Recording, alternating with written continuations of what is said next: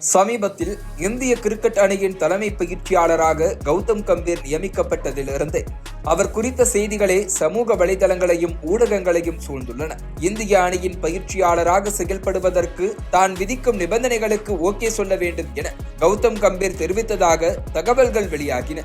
இந்தியாவின் முந்தைய பயிற்சி குழுவின் காலம் முடிவடைந்ததால் புதிய பயிற்சி குழுவையும் தேர்ந்தெடுக்க வேண்டிய தேவை எழுந்துள்ள நிலையில் BCCI இறுதி முடிவை அறிவிக்கின்றது. ராகுல் டிராவிட் தலைமையில் இருந்த முந்தைய குழுவில் பேட்டிங் பயிற்சியாளர் விக்ரம் ராத்தோர், பந்துவீச்சு பயிற்சியாளர் பராஸ் மாம்ரே, ஃபீல்டிங் பயிற்சியாளர் திலீப் ஆகியோர் இருந்தனர்.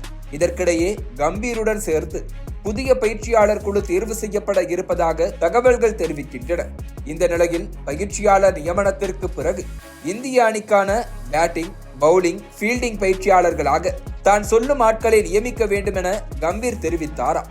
ஆனால் அவரது பரிந்துரைகள் BCCI-யால் நிராகரிக்கப்பட்டது என செய்திகள் வெளியாகியுள்ளன. கம்பீர் உலகின் தலைசிறந்த ஃபீல்டர் என்று போற்றப்படும் தென்னாப்பிரிக்க முன்னாள் வீரர் ஜாண்டி ரோட்ஸின் பெயரை ஃபீல்டிங் பயிற்சியாளராக பரிந்துரைத்தார்.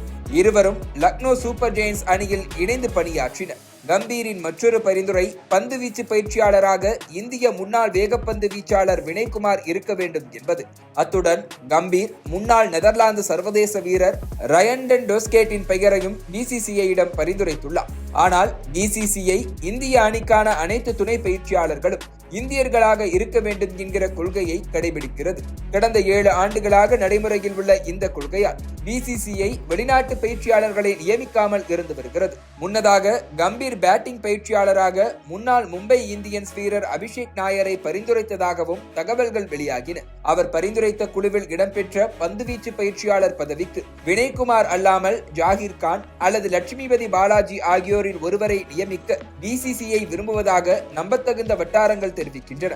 கம்பீரின் பரிந்துரைகளை நிராகரிப்பதன் மூலம் BCCI-யின் தற்போதைய பயிற்சியாளர் நியமன கொள்கைகள் மற்றும் அதன் அமைப்பு தொடர்பான உறுதியான நிலைப்பாடு வெளிப்படுகிறது. இந்த முடிவு கம்பீருக்கு சர்வ அதிகாரம் கிடைத்துள்ளதாக உருவான கருத்துருவாக்கத்தை மாற்றியுள்ளது.